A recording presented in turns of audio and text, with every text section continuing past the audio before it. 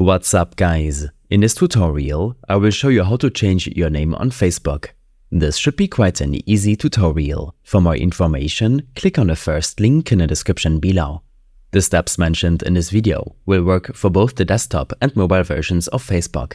For the purpose of this video, we will use the Facebook mobile app. Open up the Facebook application on your device and tap on the profile icon at the lower right corner of your screen. Scroll down to the very end.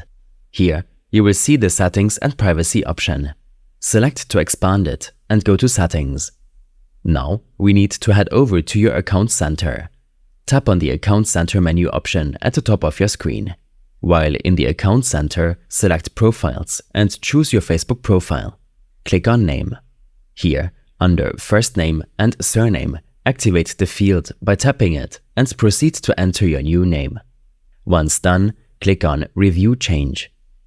Know that once the name change review is accepted, you will not be able to change your name in the next 60 days. So make sure that there is no spelling errors in your new name. These steps and more information will be available in my extensive guide linked in the description below. I hope this helped you out. Leave a comment if you have any questions and see you in the next one.